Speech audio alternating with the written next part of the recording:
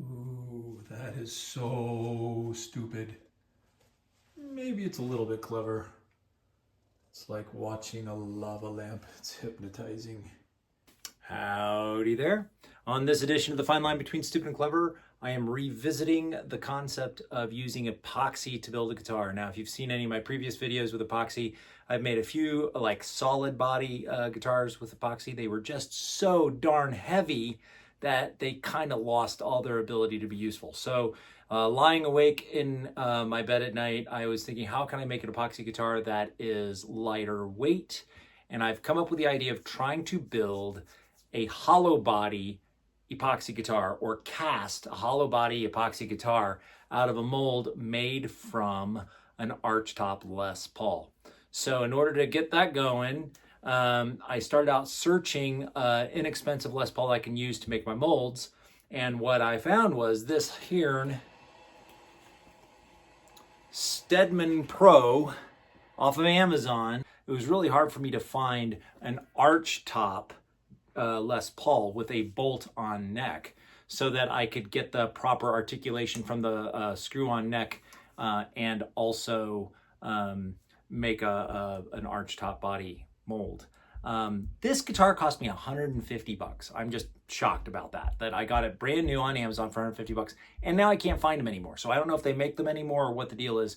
There's always something around the $200 range for this kind of copy. Now the idea, I'm going to completely destroy this guitar, but what I'm going to do is I'm going to cast a mold off of the archtop shape of the body after removing the neck, and then I'm going to hollow out the body itself with Forstner bits and woodworking tools and create a second mold of the shell of the inside body without a top. If that doesn't make any sense to you, that's okay. Stick around, watch the video. If I'm lucky, it's going to come out a little bit different, and definitely an abomination to all Les Paul lovers in the world.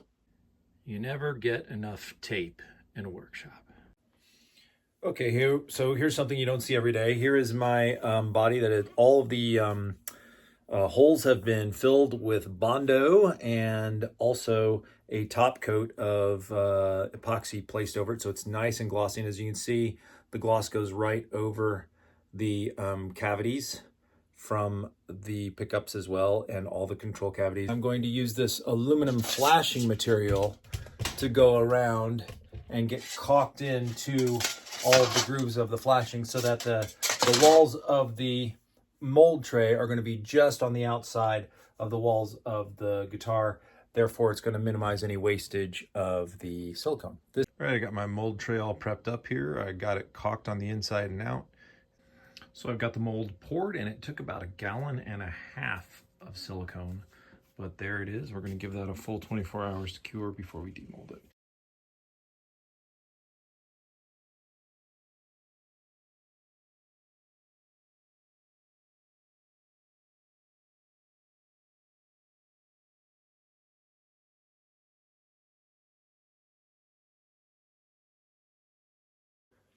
Okay, so now's the moment of truth. I'm going to try the full unmolding, getting the guitar out of here.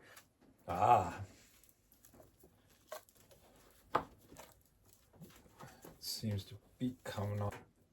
I don't know if that's going to help at all. I think I'm just going to have to pull. These little ones are small enough that they're just going to snap, I think. Like big rubber bands. So, here we go.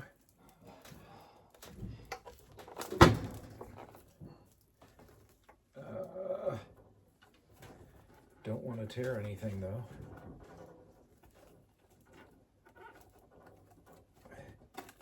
Oh yeah, here we go. The neck pocket I do not want to destroy, because that's going to be, there we go.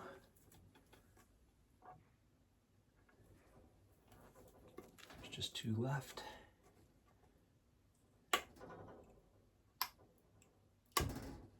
Voila. And there's our beautifully shiny inside, just some fingerprints on there. But that is a beautifully clean surface that should mold a really, really nice top. And it's got the perfect dipped arch in there. Now here's something you don't see every day. I took my guitar body and I threw it on the drill press and I drilled holes all the way around it. I'm going to completely remove the inner section of the guitar to use the surrounding walls for the second part of the guitar mold. Here's the body. It's just going to need to be cleaned up on the drum sander and get these walls as smooth as possible so I can make a good form out of them. Then I'm going to need to route off the top of the sides to the level of the binding around here. And then I'll probably do the same thing on the bottom side so that I can get a clean squared corner that will go on the bottom of the mold. Before I chopped up the body, I also created a fiberglass mold that works as an overlay from the original body. And this will be a nice thing to have around as a template, just for quick location of the posts for the bridge and the tailpiece, and also the control knobs and the pickups. So as I am making my body mold, I've got my body in the planing jig here that I've made for planing out guitar bodies in the past.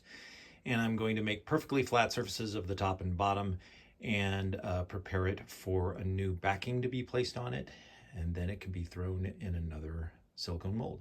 So now I've got my body planed flat both on the top and the bottom, so I eliminated the round over from the previous build, and now I've cut out a backing for the body out of dry erase board actually. And the reason I'm using this is because it has a nice finished surface and it's going to reduce finishing time in terms of the silicone mold when it comes to casting epoxy with it.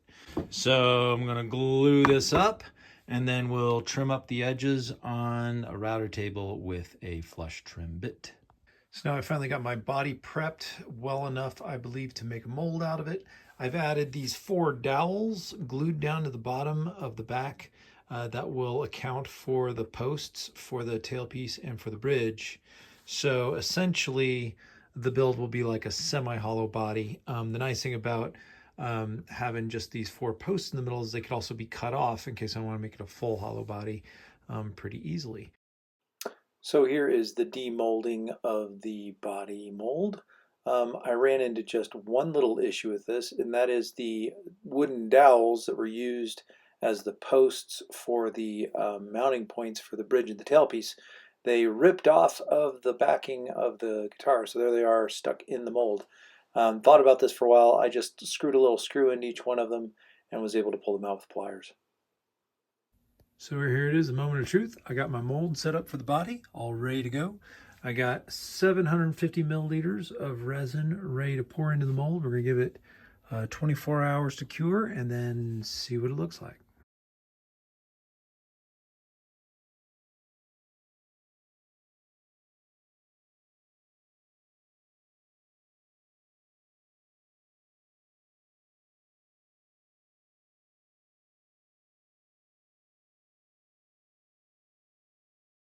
So for my prototype, here's what I've got from my castings right out of the mold.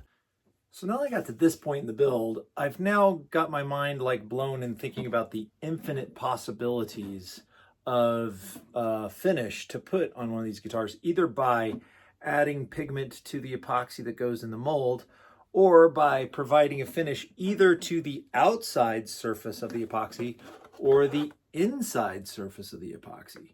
So I was thinking about a cherry sunburst kind of pattern where I could put a red pigment in the body epoxy, keep the top clear, but then use translucent paint on the back side of the top with a yellow central area and a red exterior area. And that, I mean, I'm just guessing that would look really cool. Another thing I could do is just use a translucent spray paint on the inner surfaces of any color and create kind of like a hazy, I don't know, a purple haze guitar, which would be cool. The other thing I did is I bought some simple glass paints.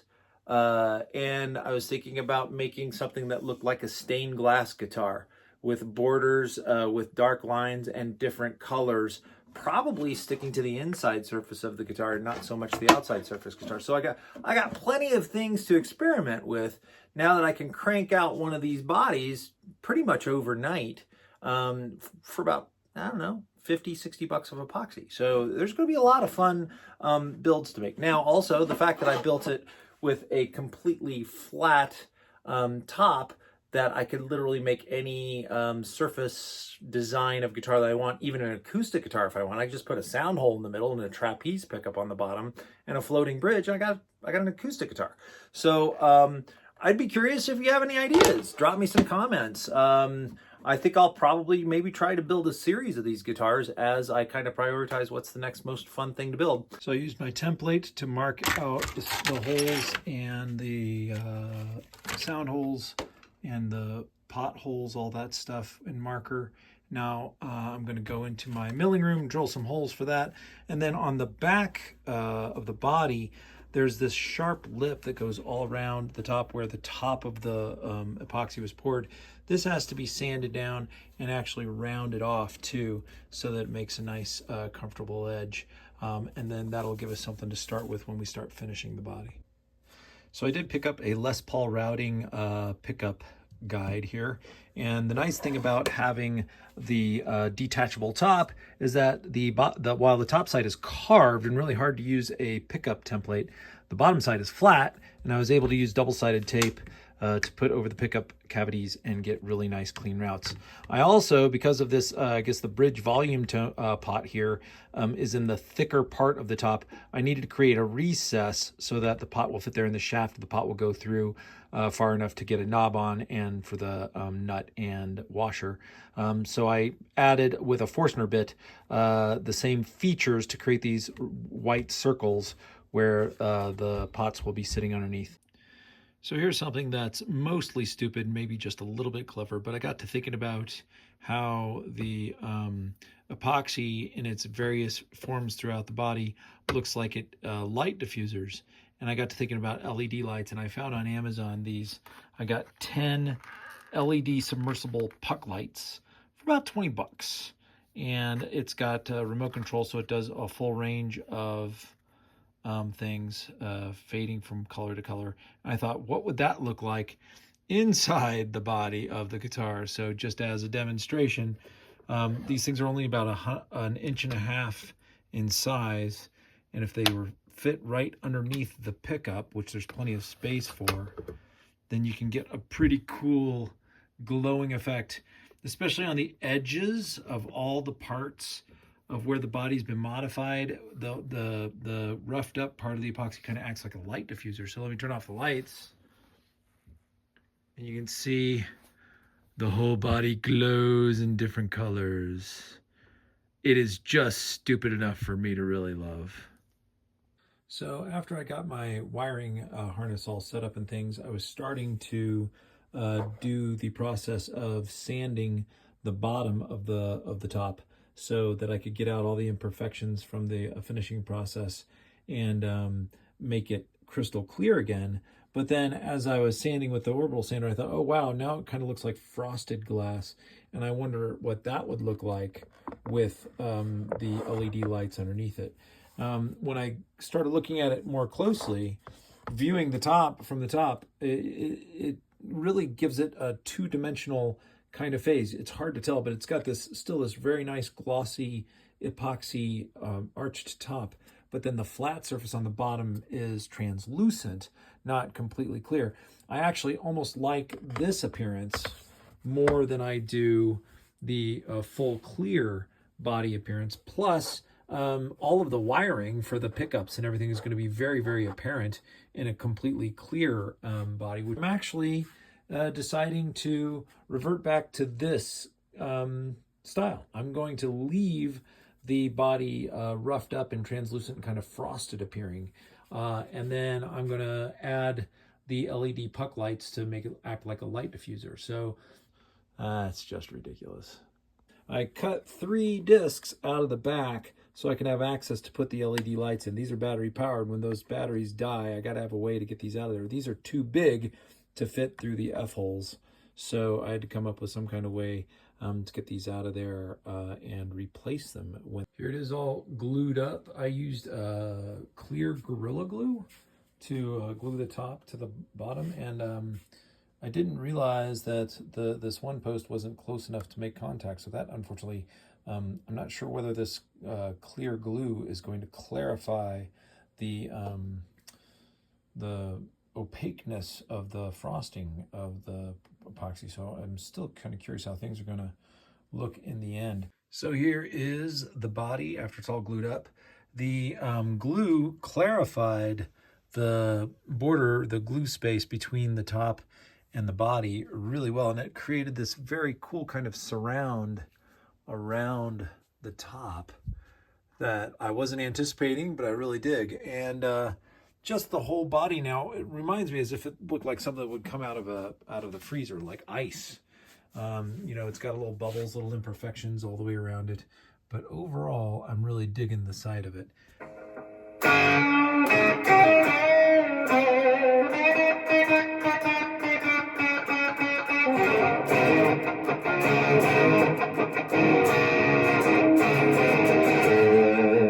did it. I finally finished it. After months and months of building and rebuilding and building again, I finally finished my Epoxy Les Paul Hollowbody experience, and it came out really well. I've decided I put some Guitar Fetish Filtertron pickups on it because I kind of like the look of it.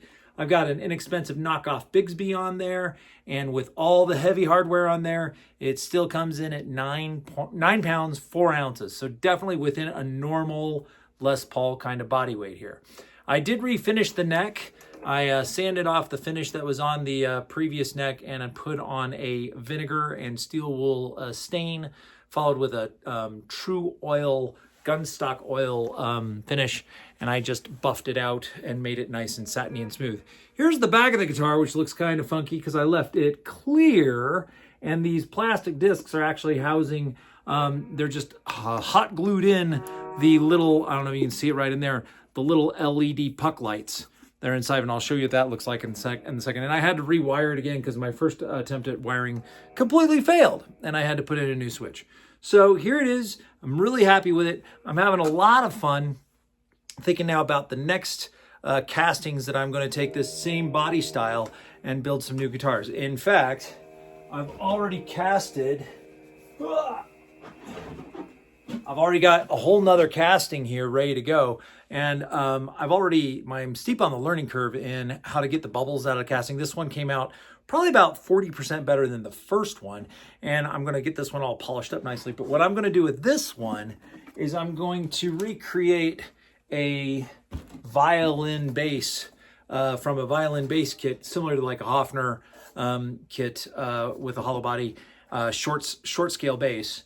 And I'm going to make one kind of as a copy as the Les Paul, so they kind of go together. And then really cool, I decided to add some pigment to the epoxy, and I casted a blue body here, which came out much better than I thought it would. And I still haven't quite decided what I'm going to do with this. I'm actually thinking about making this into an acoustic hollow body. Why not? And I don't know. So stick around. I might have a few videos of that coming up in the next few weeks. But here I'll take another video and show you the fabulous lighting display of the LED puck lights. So I got the lights turned down a little bit, and here's my little LED remote control. I just hit the on button. Well, which is the on button? I got to make sure I hit the right one. And there you go. The lights fire up. Now I've got it on a fading virtue right now, so it kind of fades between different colors. And when I was playing around with, by repeatedly hitting the on button at different angles, I can kind of get, sometimes I can get the 3 puck lights to do different things. I don't know if it's going to react properly here now. There you go. So now I can have, like, the bottom light is easy to get separated from the top lights, and I can have it cycling through different colors at different times. Very spacey, very cool. Anyway, I hope you enjoyed the video. Please give me any ideas of anything else I should build.